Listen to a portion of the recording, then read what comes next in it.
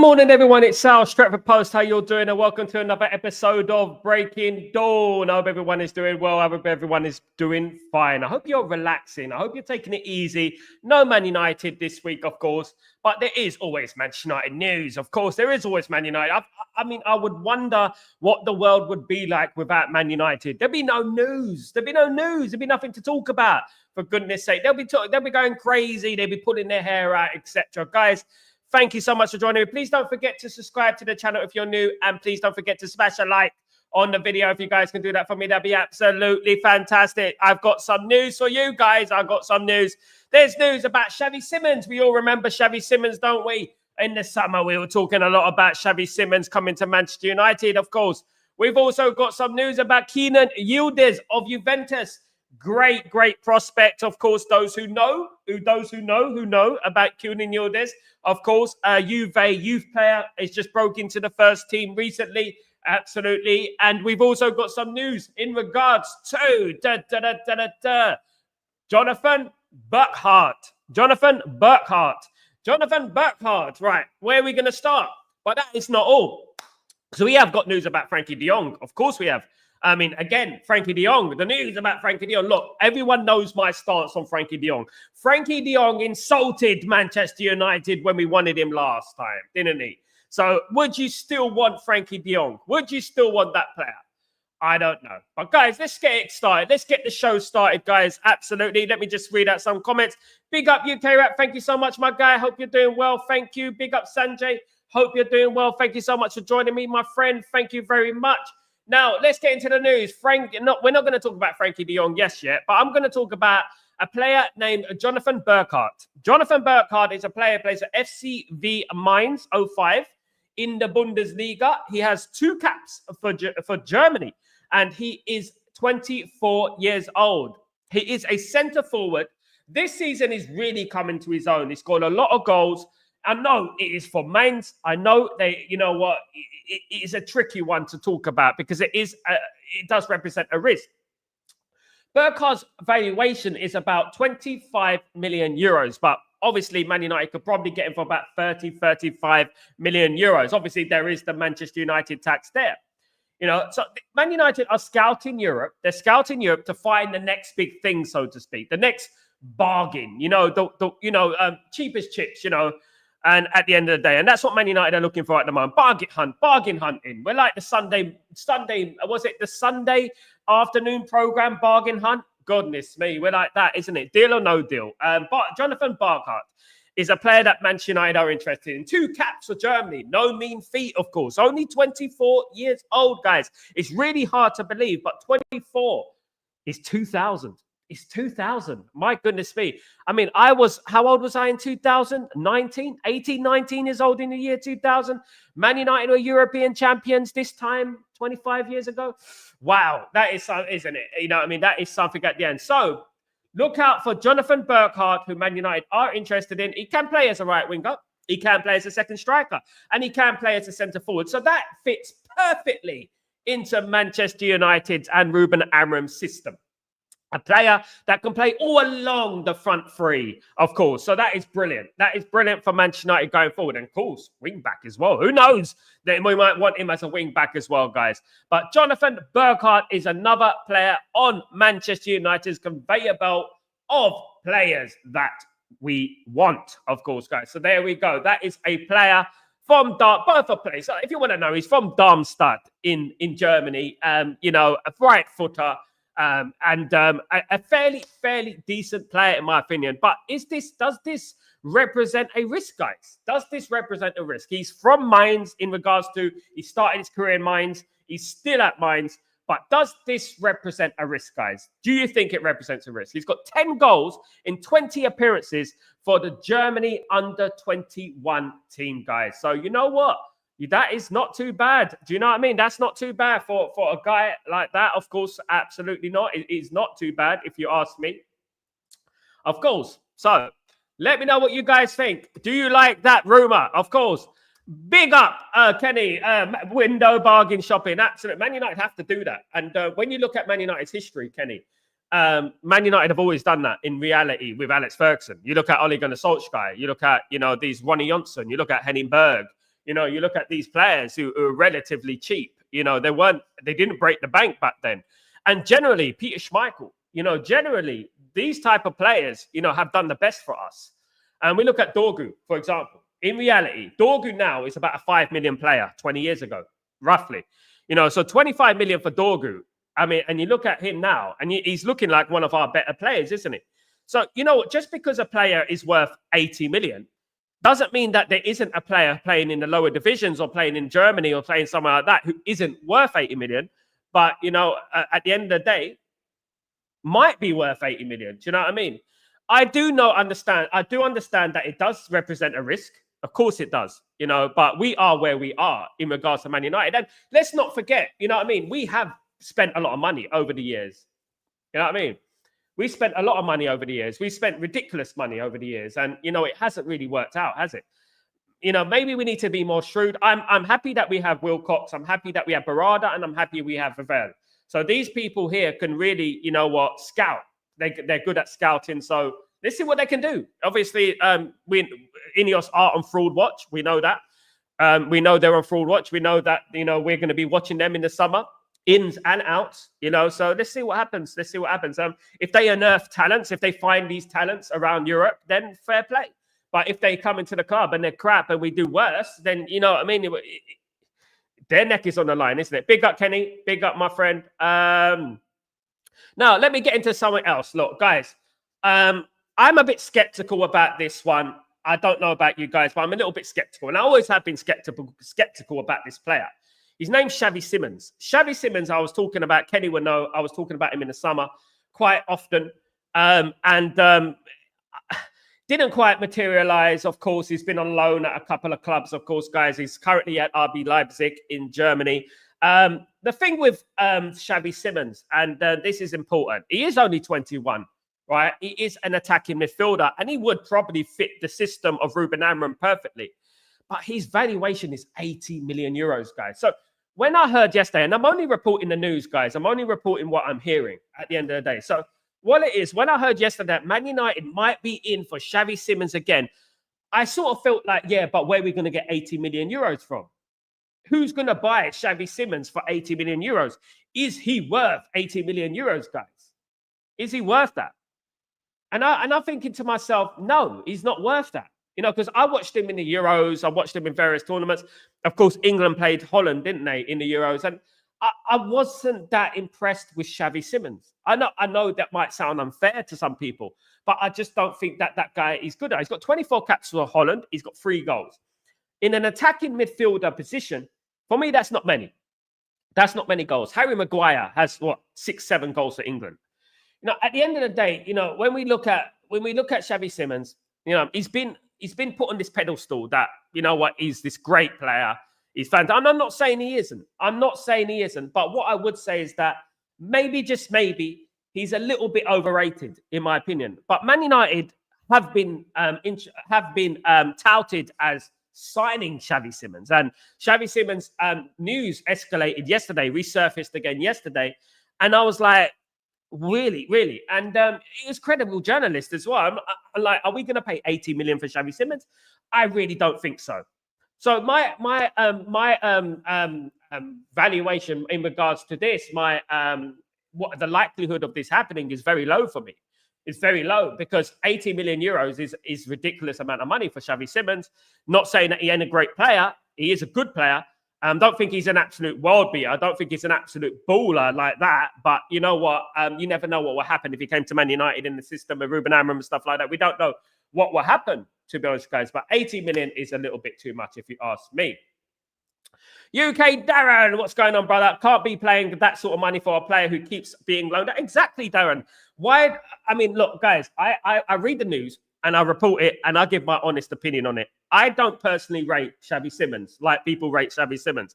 I mean, the mark of a great player is a player that shows himself, who turns up, you know, even gives signs of turning up. You know what I mean?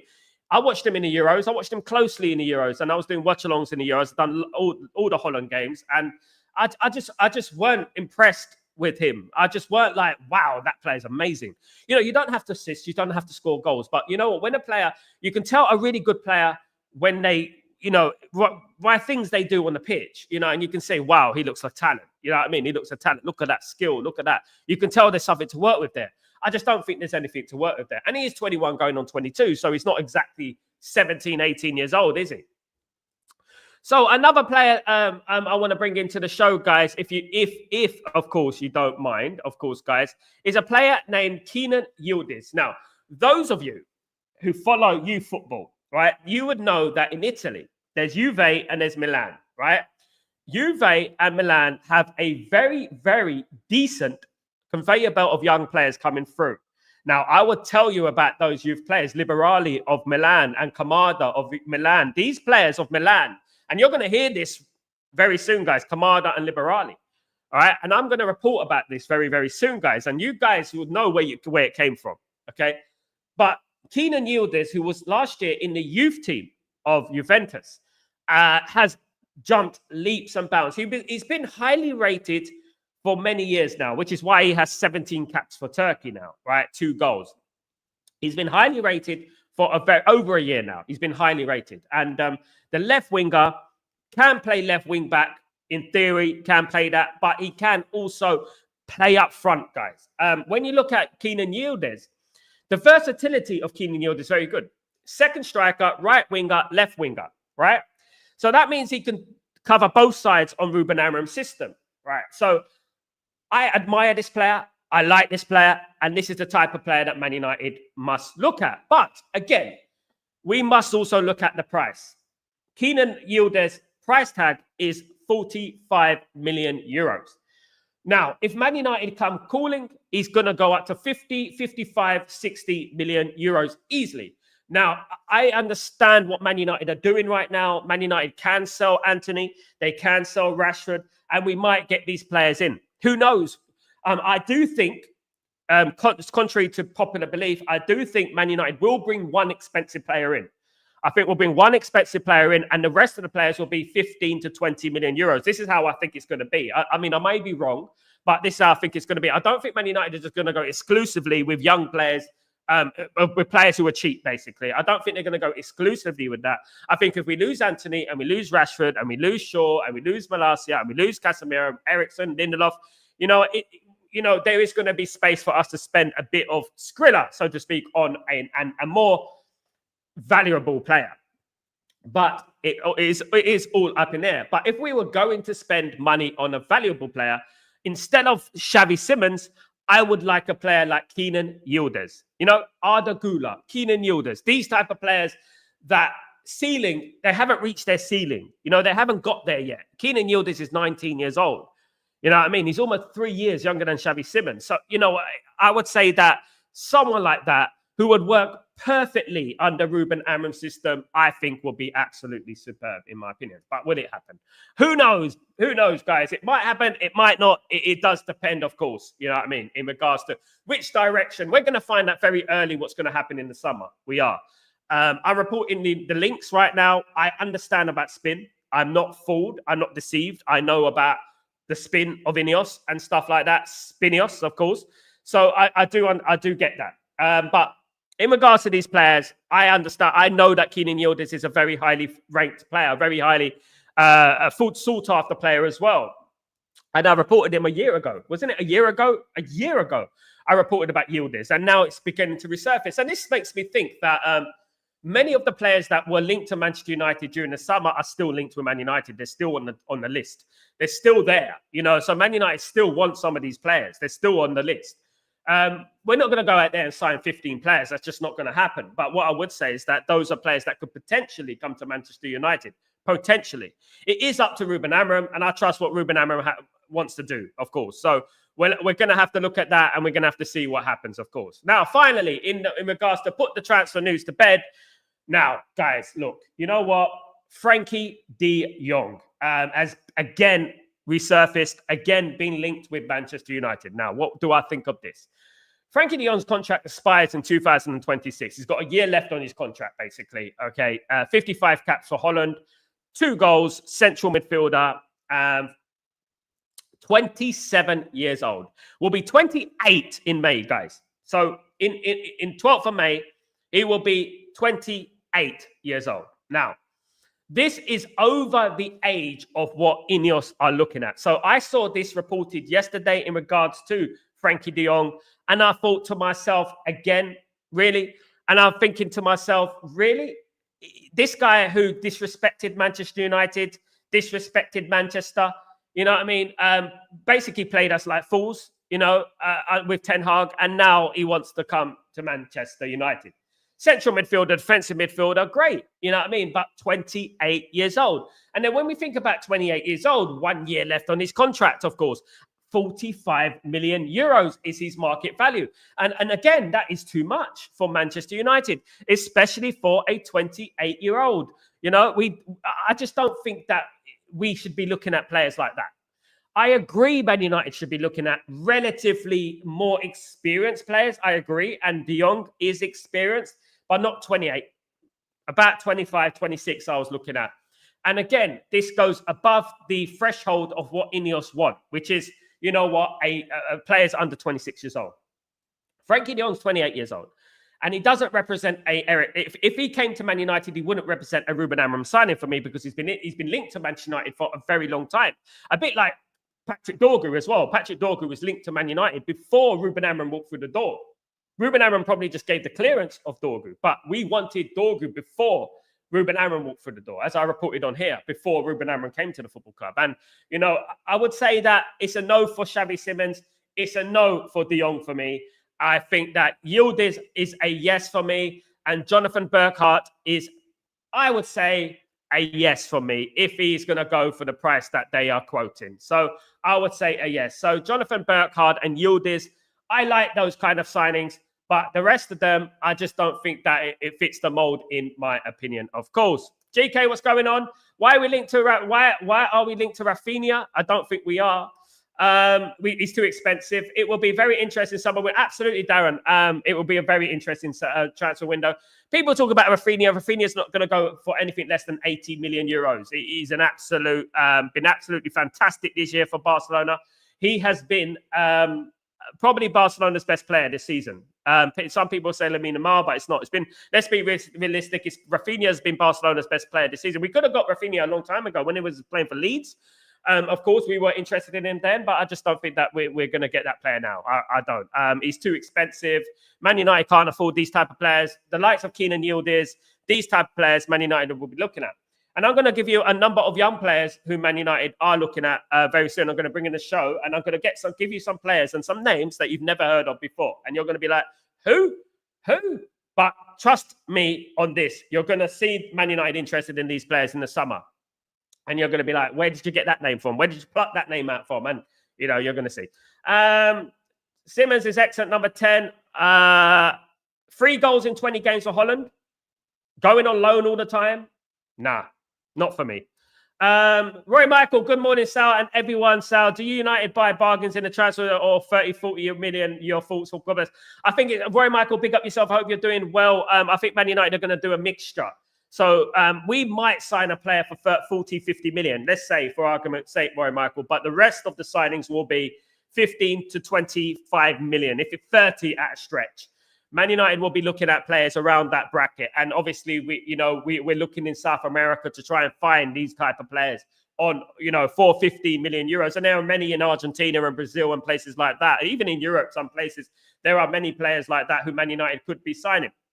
Now, I do believe that Man United are after expensive players, 40, 50 million, but we're not going to absolutely go mad. And we can't expect Man United to go mad. Like, for example, Raphinha's 80 million upwards, and that is cheap.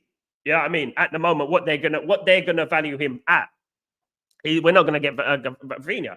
The only way we're going to get these players, and this is the only way Man United are going to sign a player like for Raphinha or sign a player like Nico Williams, for example. The only way we're going to sign a Nico Williams or Raphinha, someone like that, is if Manchester United offload Antony and offload Rashford and buy one player for that money. So we can sell Rashford and we can sell Antony and we can buy a Nico Williams or we can buy a Raphinha. I mean, I would go for Nico Williams myself, but that's just me.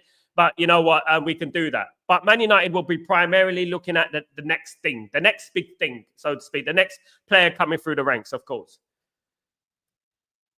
Absolutely, brother. Big no for me as well, Darren. Absolutely. Xavi said it was a long gone target. He said no. I agree. No. Wouldn't mind Yildiz from Juve. I wouldn't mind either. Kenny, he's not bad. He's a good player, guys. So underrated. People, if they look at him, of course. Would Edinson want to come to United? He would more try number 8, but he seems like he would want. Yeah, Almac, he does want. You're absolutely right. He does want Champions League football, and this is the stipulation that Man United have to face at the moment. Man United have to win this Europa League, and there is no way about it. We can't get in Champions League any other way. I know there's 30 points to play for in the Premier League, but we're not going to get 30 points. You know, what I would say is that we have to win this Europa League. If we don't win this Europa League, we're going to find it incredibly difficult to pick up targets that we're talking about even now. We're even the likes of Yildiz. We're going to find it very, very difficult to get these players if we're not in the Champions League, let alone Edison, who's going to be wanted by a number of clubs, Almac. A number of clubs are interested in Edison. You know, so we're going to have to be in the Champions League. I think Man United are very attractive if we're in the Champions League. I think a lot of players will want to come to Man United. We're attractive even when we're in the Europa League, but the Champions League would help Man United a lot, including the wages and stuff like that, of course. Kenny, that's why a Europa League trophy is a must-win. Absolutely, Ben. Absolutely, Kenny. I don't think Juve would be keen on sending star player. We need to find young talents of our own and develop them to reach our potential so the world can see what they're about. Juve are interested in selling Yildiz. I would say that, Jay. They're interested in selling. Juve are not in the financial position at the moment in regards to FFP, PSR, whatever you want to say. And Yildiz has been known to be he's captured the interest of the likes of PSG. He's captured the interest of the likes of AC Milan and teams like that. Yildiz is a player that has been at Juve his whole career. Incredibly talented player. And it's a player that we can afford. Juve are looking to raise funds. Okay. So Man United will be interested in signing this player at the end of the day. Continuation, and that's why to go about it, look at how many talents Dortmund have sold and not until it sounds like, yeah, but at the same time, Jay, at the same time, right? Look how many trophies Dortmund have won. None. We're not Dortmund. We're Manchester United, you know, so we're not interested in the selling game at the moment. Do you know what I mean? We're not buying and selling. We're trying to build a winning football team, Jay. At the end of the day, you know what I mean? So what I would say is that Man United are interested in these players. We could throw names about all we like, you know, what we prefer. But I only go by what I'm hearing from the club, from people around the club, that we are interested in Yildiz. We were interested in Yildiz in the summer. Will we sign Yildiz is another story, isn't it? It depends if Man United qualify for the Champions League. That is going to be the biggest issue.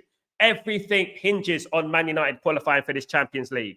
This is Man United's do or die competition, the Europa League. The Europa League is the do or die for Man United this season. That is what I would say, you know? So I would say that if we win the Champions League, nothing is off the table, right? If we qualify, should I say, for the Champions League, nothing's off the table. If we don't, then I think that Man United are going to really, really struggle this summer. We probably might attract the players, like I've just said, like Burkardt. Those sort of players play for Mainz, those sort of players.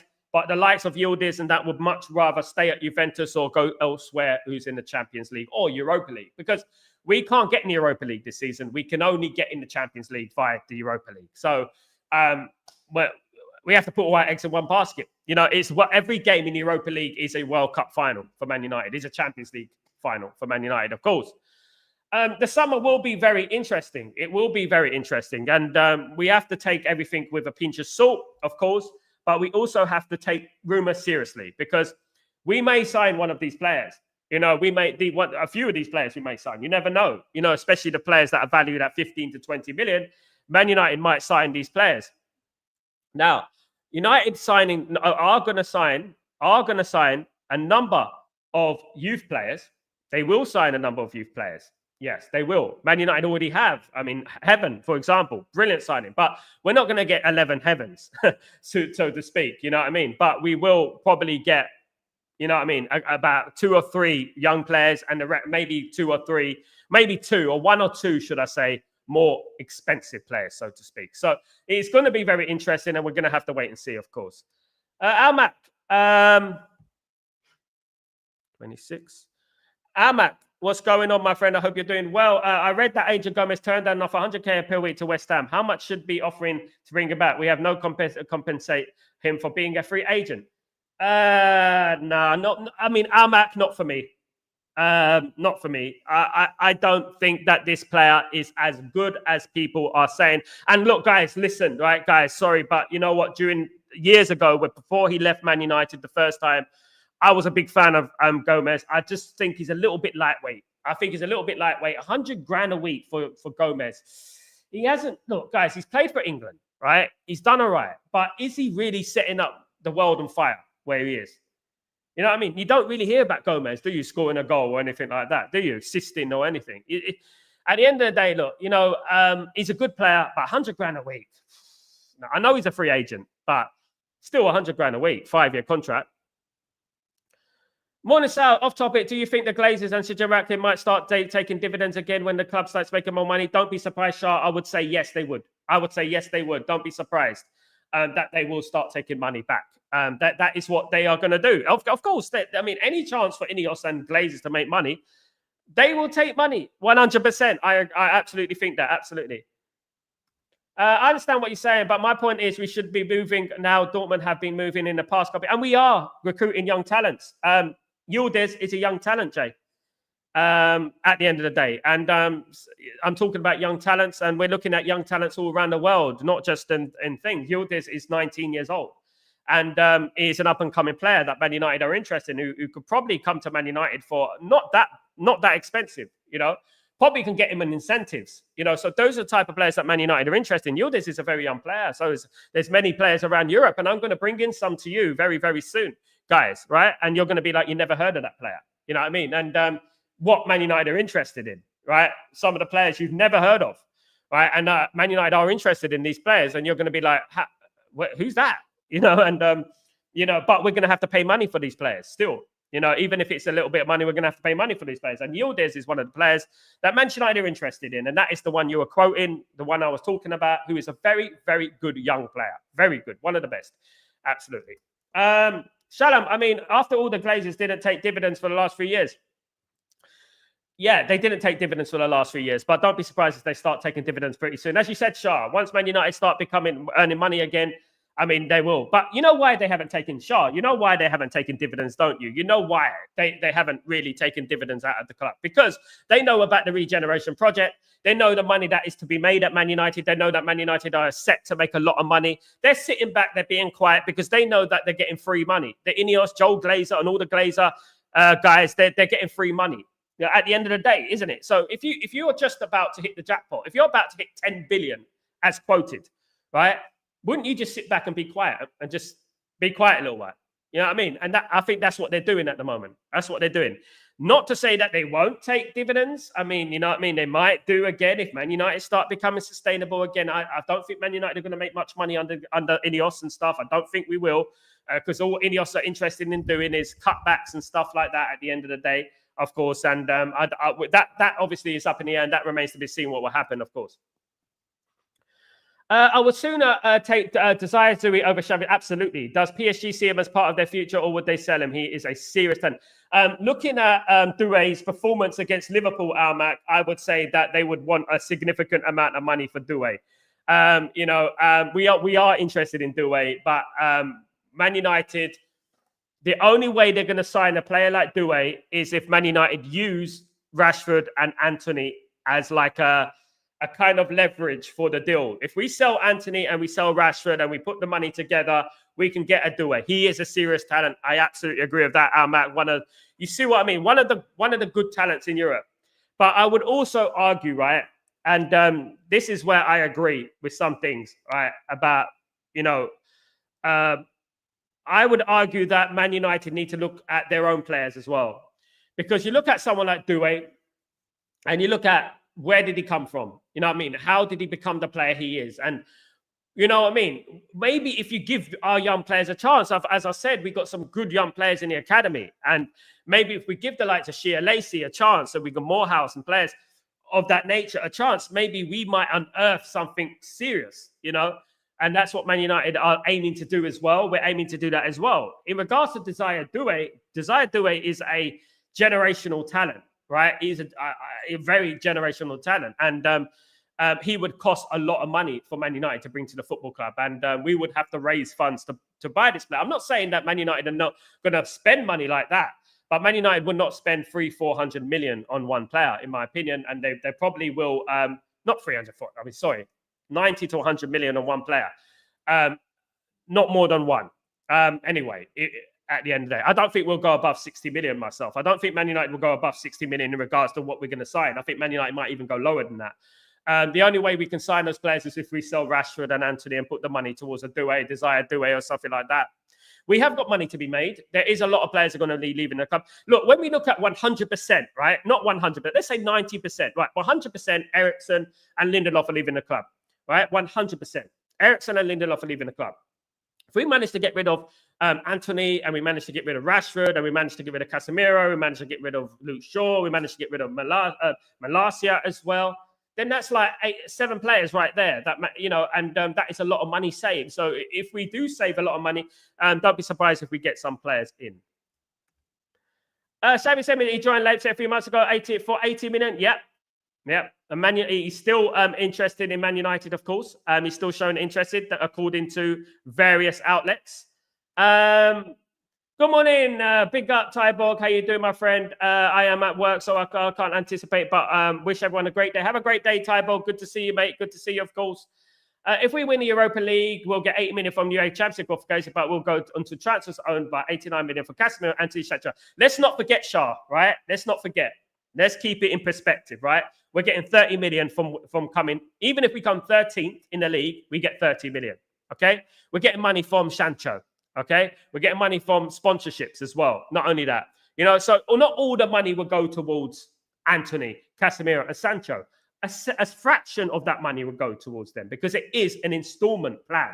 Not all the money. Don't believe what Ineos tell you that all that money, oh my God, is going towards them. They're just trying to twist you. They're trying to manipulate you to thinking they have no money. So that in the summer, if they don't spend the money you expect, you say, well, they had to spend that much and that much and that much and that much. Man United have money coming in. We're going to get a new jersey. We're going to get a new shirt coming out.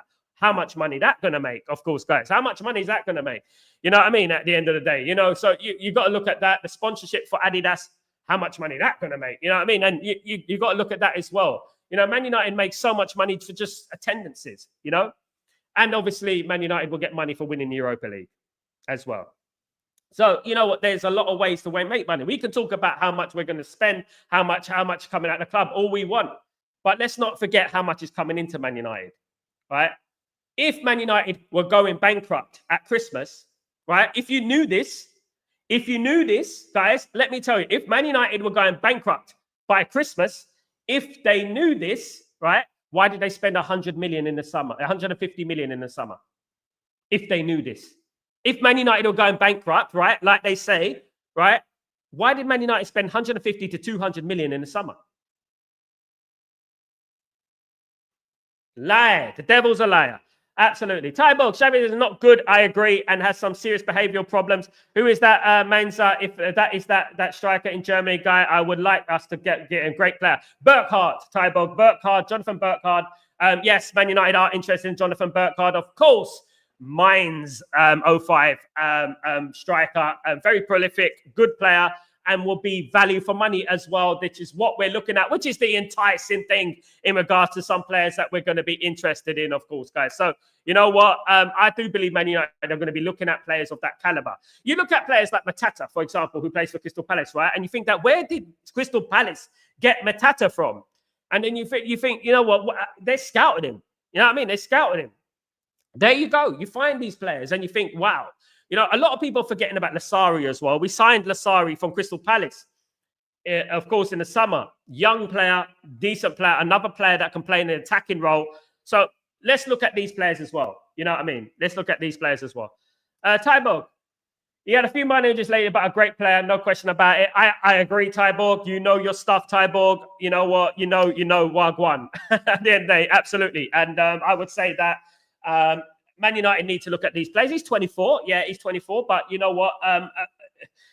these are the sort of players, a bit like Ole Gunnar Solskjaer. You met Ole Gunnar Solskjaer when we signed Ole Gunnar Solskjaer, and you know, everyone was like, oh, I was there at the time when we signed Ole Gunnar. You would know, Tyborg. You know, when we signed Ole Gunnar Solskjaer, we were like, who? Solskjaer? Who? You know what I mean? Even when we signed Ronnie Johnson and we signed Henning Berg and we signed David May and, you know what I mean, and Peter Schmeichel and these type of players, we were like, who? You know, why are we signing them? But we trusted Alex Ferguson. We trusted him. You know, you look at players like Jesper Blomqvist, who came to Man United before the 98-99 season, and people were like, oh, Jesper Blomqvist, he's a failure at Parma and blah, blah, blah. You know, he's not really that great, you know. And you know what? He played a pivotal role in winning the Champions League, and it's highly underrated. Highly underrated. Do we need to bring another defensive midfielder to cover Ugarte, or is Collyer good enough? Almac, Collyer, for me, Almac is a very, very talented player. I don't think he's reached his level. Right now, I'm like this with Collyer. I'm like this. I don't quite know what his position is because he doesn't come across as a defensive midfielder. He comes across like a mixture of different positions. So I'm trying to work out exactly what he is. The one thing I know about Collyer is that Collyer has a lot of energy. He's got energy. Obviously, he's young. He's got energy. He gets around the pitch and stuff like that, which is good. I think let's see what happens by the end of the season. I would like us to have a ready player like Collyer, who we don't need to. That means we don't need to spend money on a defensive midfielder. That would be fantastic, wouldn't it? Ederson, though, I think Ederson. If we manage to get Ederson, I think Ederson's a fantastic player, and I think he would upgrade Man United a lot. You know, but you know, if we don't qualify for the Champions League, we're going to find it extremely difficult to get a player like Ederson. Absolutely. What scope of JL Moore, Sam Mateta in our senior? What's that? In our senior? What scope? What is it? What scope? I don't get what you're saying there, GK. What scope? What team of JL Moore, Sam Mateta? Sam Mateta in Sam Mateta. You mean the youth player, Sam Mateta? JL Morehouse. Great player, JL Morehouse. But English GK, please. Solskjaer was a great player, of course, and very humble. He was ready to play the role as a bench player. Players today have big egos for that nowadays. And absolutely. I was looking at a video today, actually, and it was with Harry Redknapp. And he was comparing his Tottenham team to the team of the 90s, right? Let me have a look at this. 1 second. So, when I talk about football regressing, right, I'm going to give you an example, right? I'm going to give you an example about how football regresses, guys. How does football regress? And this is a perfect example because I'm going to bring in this this video for you guys real quickly, okay, from my Twitter. So let me get this video in, okay. I want to. This is Harry Redknapp, right? And Harry Redknapp is talking about his Tottenham team compared to now, right? And let's not forget, his Tottenham team were not that good either, right? They were not winning things. They were not winning things either, right? Let's have a look, right? So watch this video and tell me if football has not regressed, because I think it has. Okay, so watch this video. Look at your Spurs team against this Spurs team. Yeah. And I'm going to give you a 1-by-1 comparison. Okay. And you got to just tell me which player gets an over who. Oh, my God. So, first of all, Aurelio Gomes against Vicario. Gomes. Chorluka against Pedro Porro. Chorluka. Dawson against Romero. Difficult one. Michael Dawson was fantastic professional. Great guy, great pro. Romero's a World Cup winner. You know, a bit crazy, isn't he? You know, unreliable, gets sent off, kicks people.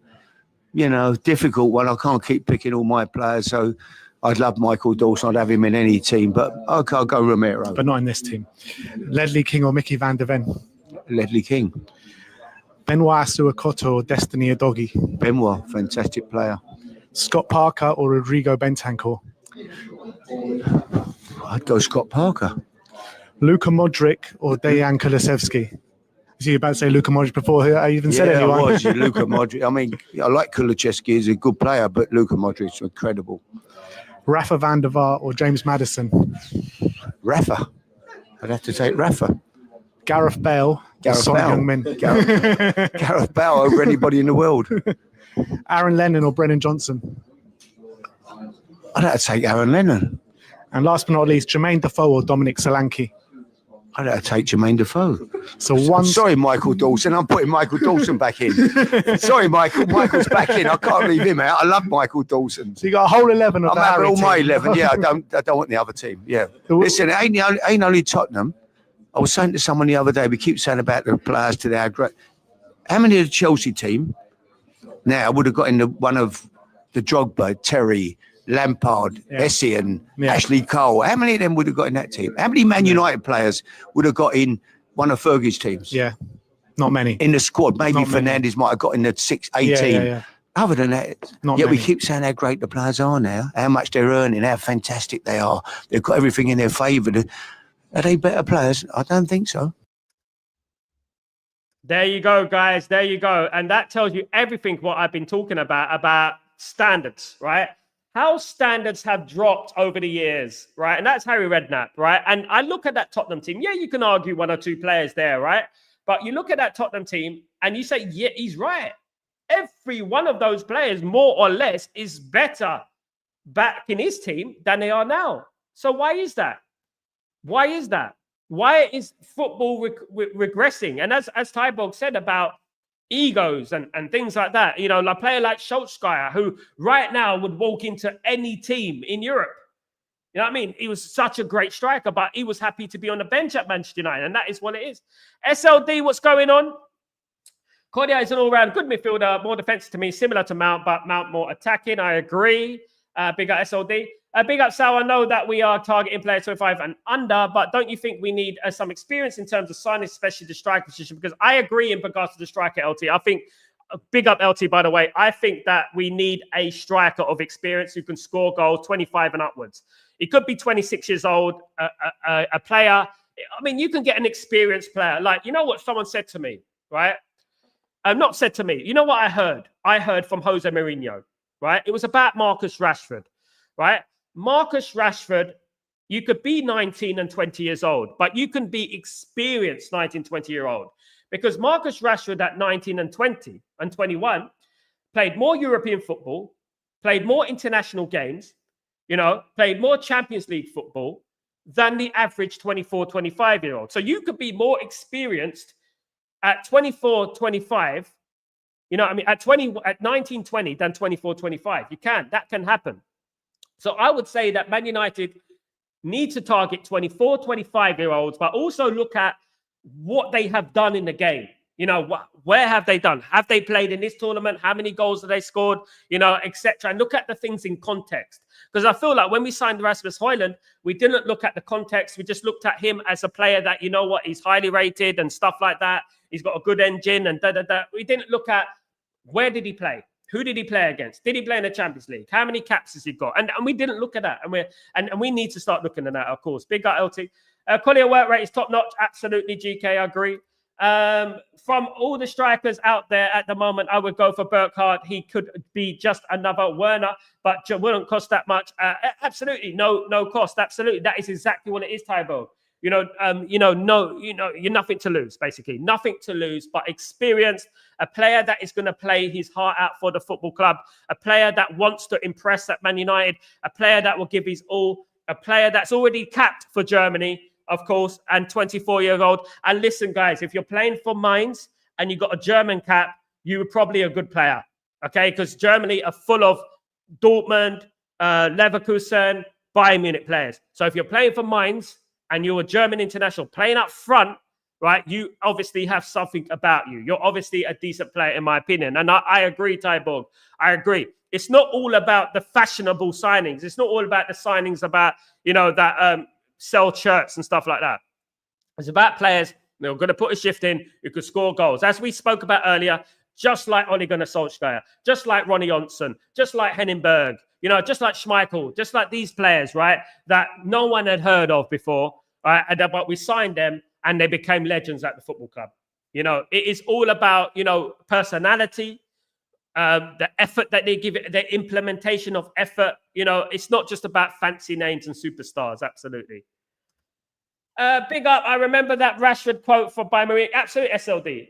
Yeah, absolutely. And that's it. You could be more experienced at 21 years old than the average 25 years old. For example, Marcus Rashford at 19, 20, 21, as we said, has played more European football, played more Champions League football, played more international football, more World Cup games than the average 25-year-old. You know what I mean? Marcus Rashford was scoring a penalty in the World Cup. You know what I mean? How old was Marcus Rashford then? Do you know what I'm saying? And you look at that and you think, yeah, you could sign a 25-year-old that has had no experience. Do you know what I mean? And you think, he scored a few goals here and there, but not. But it is also to do with the personality of the player, of course. Big up, Joe Blackman. What's going on, my friend? How you doing, brother? I hope you're doing well. Really good to see you, mate. Good to see you. Of course. Harry talking the truth. Harry Redknapp was talking the truth, mate. And we need to look at that. And isn't that damning? Isn't that damning? You look at that Tottenham side, and let's be honest, guys. That Tottenham side were not winning Champions Leagues. They were not winning Premier Leagues. They were not even winning FA Cups. I think they won the League Cup, right? You look at that, right? You look at that team, and you look at today's team, right? And you compare it, and it's no comparison. But you could do that with every team now. You could do that with every team now. You could do that with the Man United back then. You could do that with Chelsea from back then. You could do that with even, I would say, Man City from back then. You know what I mean? No, not 2000, but you know what? Not 2008, definitely. You know what I mean? But you know what I'm saying? In regards to that, I mean, and Harry Redknapp's a very unbiased guy as well. He does talk the truth. Of course, Ben Tet, that's Yakubu and all that. You remember that story? It is damning that where football is going. Players are far too pampered these days. They're getting far too much wages. And once you're rich without having to earn money, then isn't it? That they're not going to give 100%. They're not going to give blood, sweat, and tears.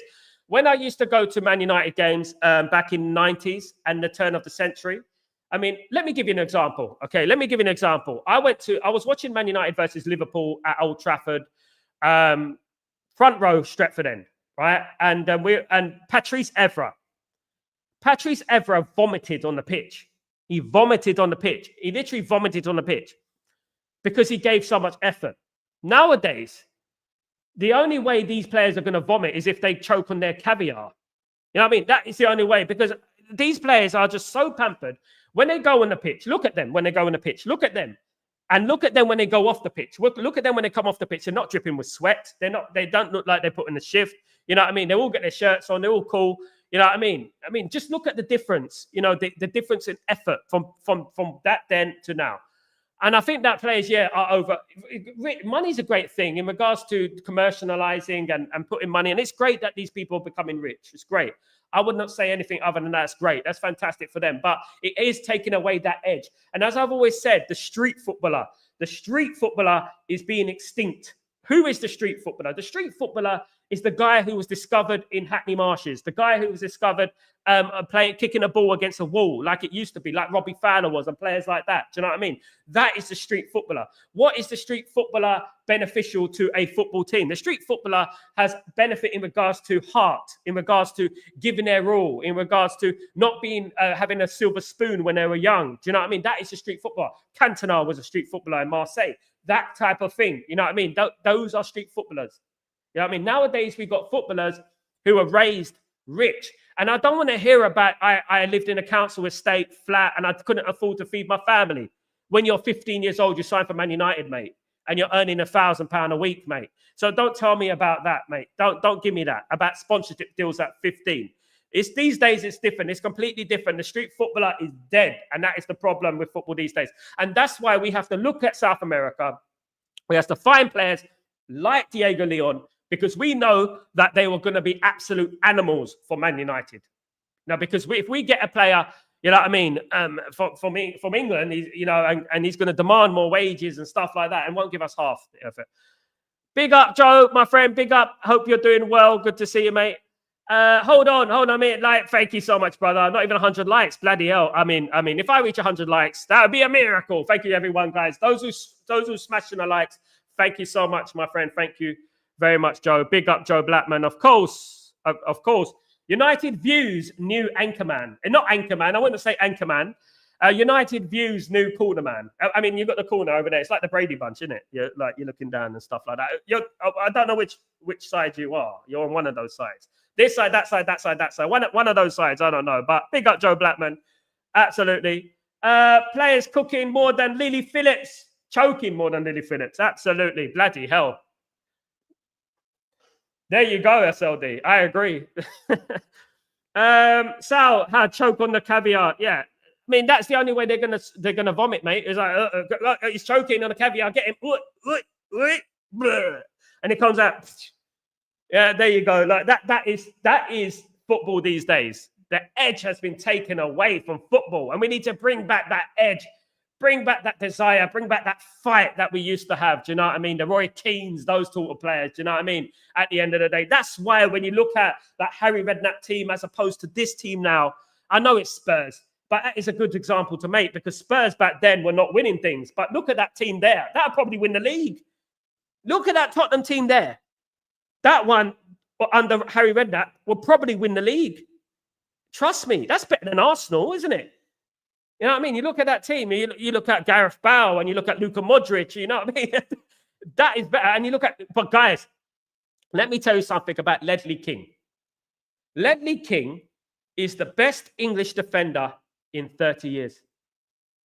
You're going to laugh at me. You're going to laugh at me. Ledley King is the best English defender in 30 years. The reason Ledley King didn't reach the levels that he was supposed to reach is because he was injury prone. But when Ledley King was fit, guys, listen, if you ask Thierry Henry, ask all these players about Ledley King. Ask these players about Ledley King. He was an absolute animal. Absolute animal. And the thing is because of his injuries, people brush Ledley King under the carpet and they think that Ledley King wasn't a great player. One of the best defenders of a generation. Honest to God. In my opinion, he was one of the best, and he probably would have signed for Man United if he didn't get those injuries. I believe he was close to signing for Man United ages ago, before, of course, he got the injuries. So I remember Joga Benito videos back in the day, the Nike ads with real footballers, the Nike cage. Oh, brilliant, mate, brilliant. The Beckham one, the Pepsi one, of course, as well. I remember all those adverts, of course, brilliant adverts. Proper football, mate. Probably the best advert for me was the one at Hackney Marshes with Cantona and Robbie Fowler. Who remembers that? Part Life. The Nike advert. Who remembers Cantona at Hackney Marshes? If you watch that video, right, Eric Cantona, Hackney Marshes advertisement, 1990s. Yeah, Robbie Fowler was there. Ian Wright was there. Eric Cantona was there as well. Brilliant. One of the, probably the best advert because I watched it being filmed. And you know what? 5 minutes from my house at the time. Brilliant advert. Watch that advert. It's a brilliant. I can't show you it on here because it'd be copyright, of course. Blur. The theme tune is Blur. Part Life. So I can't really play it on here. But it is a brilliant advert. And it typified what the street footballer is. Where these players come from. The street footballer. I'm from the street and I understand it. The difference between a player who's brought up, pampered. For example, people talk a lot about Kai Rooney. People talk a lot about CR7 Jr. What edge does CR7 Jr. have? What is going to be the difference between CR7 Jr. and Cristiano Ronaldo? Cristiano Ronaldo sweeping streets. CR7 Jr. has been pampered his whole life. You know what I mean? That's the difference. That's why he might become a great player. He might become a good player. But will he get to the levels of Cristiano Ronaldo? Because Cristiano Ronaldo's upbringing was humble. Was not rich, was poor. You know what I mean? And that is what I'm talking about, you know? So it's like Rooney's son and things like, I'm not saying they're not going to be great players, but they're not going to have that bit about them. Do you know what I mean? That grit about them that, you know what, could take you from the Doue, take you from the trenches and take you forward. Do you know what I mean? I just don't think players have that these days. Not even the players we have right now. They just don't have that, get us out of the mud. Get us out of the mud. Get us from the depths of the sea and get us up, you know, onto the mainland, you know, and that's what I mean. I just don't think we have that anymore. Big up SLD. Absolutely. Big up United. What's going on? Sal, would you have Mateta as a backup if we get Osimhen and Xerxes stays as a number 10? I mean, if that was the case, United fan, it depends if Mateta wants to be on the bench because Mateta obviously will want to start for Man United. He's a great striker. If we sign Osimhen and Mateta, however, I mean, that would be a very, very good summer. Will it happen? I doubt it, mate. I doubt it. I think Man United are going to sign one striker. I don't think we're going to sign two unless we sign a young player as well. I think Man United will sign one striker. Mateta and Osman would be a dream, absolutely, but I don't think Man United are going to do that. Of course, I like Mateta. I think he's a great player. I think he's very underrated and, caused us a whole load of problems when we played against him earlier this season. LT, our current recruitment shouldn't just be according to profile matching the system, but also need to look to the mentality of the players, because far too long we brought talent without mentality. And this is exactly what I've been talking about, LT, for a very long time. It's what Sir Alex Ferguson used to do. It's the reason why Sir Alex Ferguson used to, before he would get to know the player in regards to a footballing sense, he would ask the player about his personal life. For example, he would take the player and his family out for dinner and get to know the person, not just the footballer. For example, are they married? What do they like doing in their spare time? What do they like to eat? Hobbies and stuff like that, and getting to know them deeply, because you're gonna get when you're playing football and you're not playing for an Alex Ferguson side, for example, you're gonna need characters. For example, the character to come back and win the 98-99 Champions League final, that took character. That didn't take talent. Don't get me wrong, talent is a small part of it. Like Beckham needed the skill to cross that ball. But the personality is what got us through that game. The personality to never give in, to never die, is what got us through that game. You know what I mean? And that is something that, I think that a lot of players these days severely lack. They really lack. Yes, Kai, I believe he is. Kai is, I think. I believe he is, United. Matata is a virgin active KG. Oh no! Oh, poor KG. What you just shut down KG? Why'd you shut down? Why'd you do KG like that, SLD? Why'd you do KG like that? What's going on? You know what I mean? What's going on? What do you think? I thought KG was more like TT Kamara or something like that. You know what I mean? I thought KG was like Jimmy Floyd Hasselbank or something. You know what I mean? Someone like that. KG was like a bit like Jimmy Floyd. Yeah. I think he's like Jimmy Floyd Hasselbank. That is KG. Definitely KG is Jimmy Floyd Hasselbank. Yeah, definitely. Absolutely. Definitely. No, big up KG, by the way. Love the show. Absolutely. Personality is something that is severely lacking in a lot, not just Man United, in many teams these days, of course. Many teams. Absolutely. They're severely lacking, in my opinion. Absolutely. To be honest with you. And I would say that Man United will, and I hope that they will be looking at certain players and looking at their personal life as well as their skills and what they offer to the team. They'll be looking at what they do off the pitch and, how they implement themselves, how they eat, of course, as well. And that is another question that Alex Ferguson used to ask. What do you like to eat? When do you eat? How do you eat? Do you like parties? Do you like partying and stuff? And of course, the old story about Alex Ferguson and Ryan Giggs and Lee Sharp and stuff like that, and how Alex Ferguson used to be towards players who used to party hard. Eric Ten Hag said it. The players these days can't take criticism well. And that is what it is. You know what? At the end of the day, if you're getting fat, and I've been saying this a long time, and Rance copied me. Rance said exactly the same thing. He copied me.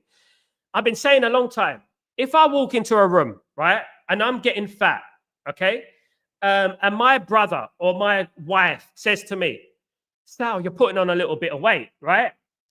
I'm not going to turn around to my brother or my wife and say, shut up, look, you're putting on weight, you're fat, this, that, and I'm not going to be defensive like that. What I'm going to say is that, really, am I? Yeah, I think so. I think I'm putting on weight. Why do these people say these things? Why do these people talk about these things? You know what I mean? Why do they say names to you? Because they believe in you. Because they believe in you. And they don't want you to F yourself up. Do you know what I mean? If you're fat, you got to lose weight.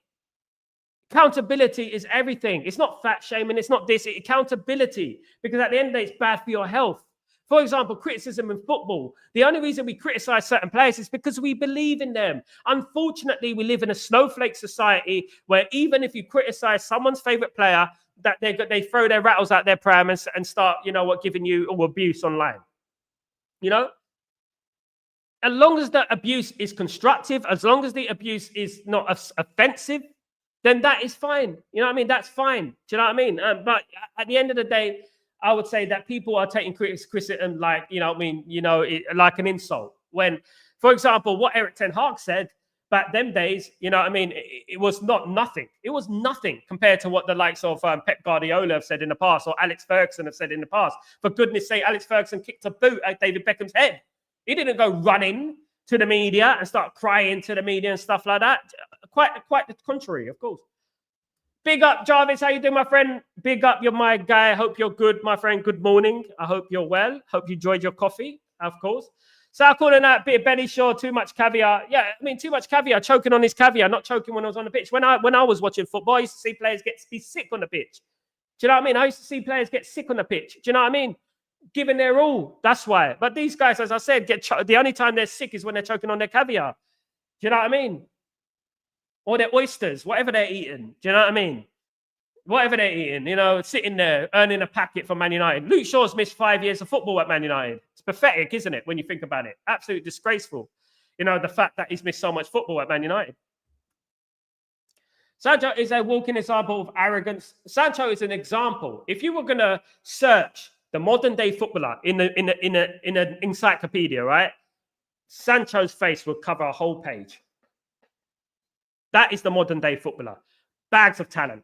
All the talent in the world, all the skill in the world, can score goals, can assist, can run, can dribble. But the arrogance and the ego, I've already made it syndrome, is the thing that is their worst it's their worst enemy. It's their worst enemy. That tweet he did to Erik ten Hag was put the club in disrepute. Not only disrespected Erik ten Hag, it disrespected the club. It disrespected, most of all, the fans as well. And this is what all these Sancho fanboys, this is why I don't get them at the end of the day. LJ, I'm happy with him because he has a winning mentality. Absolutely. I can see the youth and the new signings, and he has pushed aside those who are not good enough, and he can't be asked, and he needs more words. Absolutely, LT. Absolutely. Spot on, my guy. Spot on. Guys, thank you so much for joining me today. It's been a great show. It's gone quick. I will be keep your notifications on, and we'll see if I go live later on. But I am doing the watch-alongs this week for England against Albania and England against Latvia on Friday and Monday, of course. Please keep your notifications on. Don't forget to subscribe to the channel if you're new, and smash a like on the video as well if you guys can do that for me. United, I hope Ten Hag spoke with Ruben. I think Ruud van Nistelrooy did as well. Spoke to him, absolutely. I believe so. Guys, thank you for joining me. Have a great day, night, evening, morning, wherever you are in the world. Just enjoy yourself. Don't do anything I would do, of course, guys. Don't do anything I would do, of course. But let me just bring this in real quickly, guys.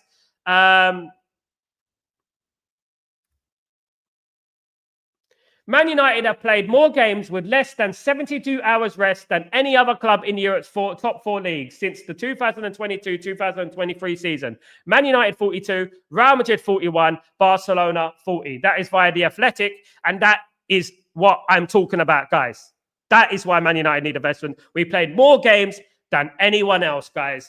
Look at that. Suck it up. There you go. And people want to blame the managers. Madness at the end of the day. Thank you, guys. Have a great day. I shall see you later on, I hope. Take it easy, guys. Peace.